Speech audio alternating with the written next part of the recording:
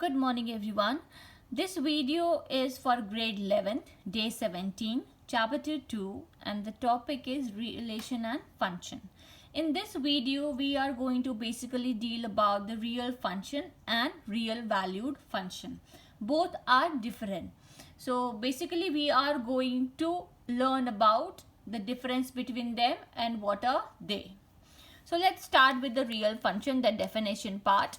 A function f from a to b is called a real function if a and b are both the subset of R. If a and b both are the subset of R, that is called a real function. R means over here is real number. R means real number, right? And real value function means if the range of function is a subset of R, then it is called real valued function. If we talk about range and domain, then it becomes easy for us to understand and also to identify which one is real valued function and which one is real function, right? So I'm just going to make this concept simple and easy for you. So if the range of the function is a subset of real number, which is R, then it is called real valued function.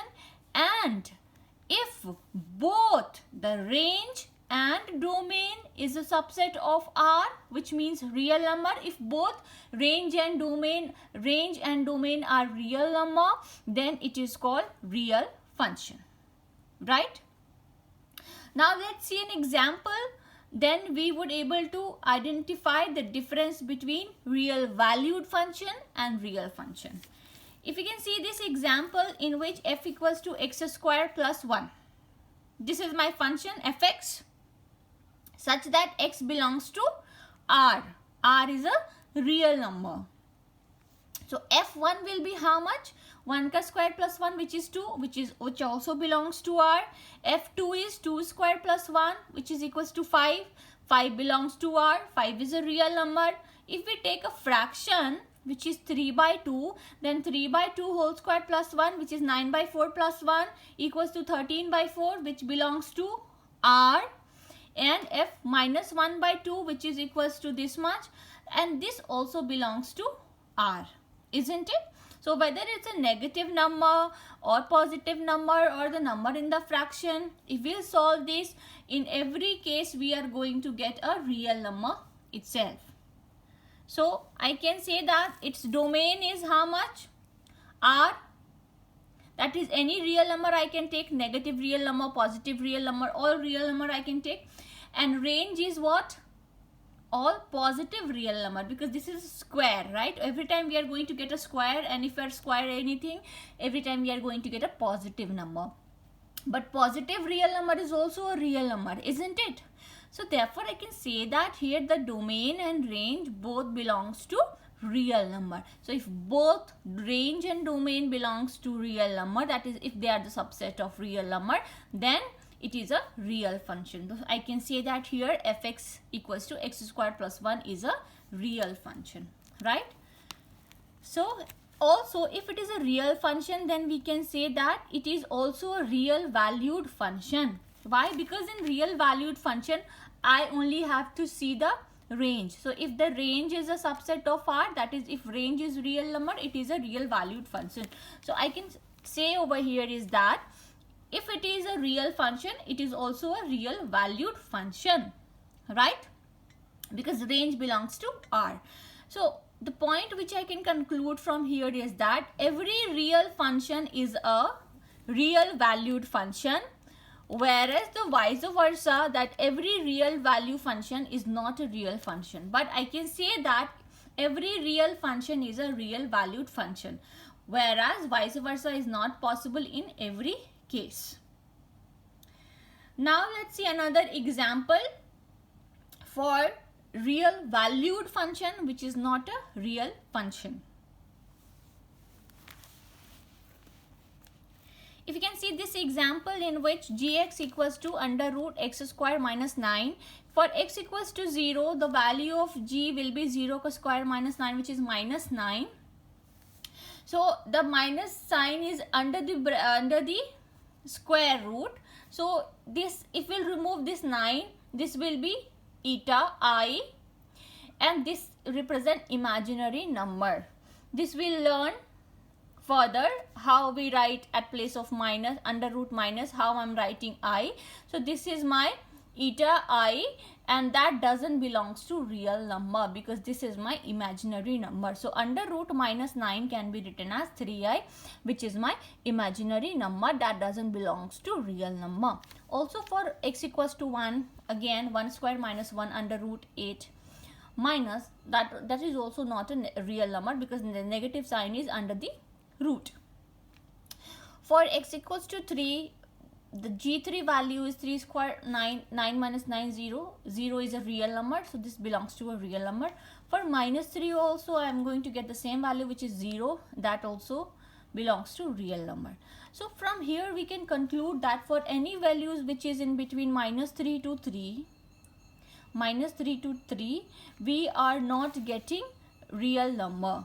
So here minus 3 is not included and 3 is not included. So any number less than 3, if we'll find the square of that, we are going to get an imaginary number over there. So we are not going to get a real number. So definitely its domain is going to be how much? Because domain, we are not considering only the value between minus 3 to 3, because if we'll put this minus 3 to 3, then in that case we are going to get imaginary number. That's why we have to exclude this value, right?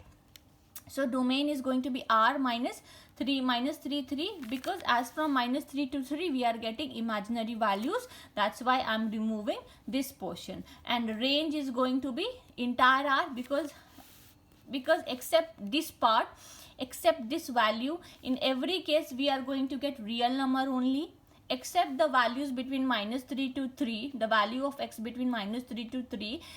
In other cases we are going to get real values. Only in this case we are going to get imaginary value, which I have already excluded in the domain part, which is r minus this much. So the domain is r minus this range, this value, and range is going to be all real number. So here we can see that if we take the real domain except minus 3 to 3, the value of x, then only the range is real, right? So this is, so here we can say that gx is an example of real value function, because here the range is real but the domain is not real for every case, right?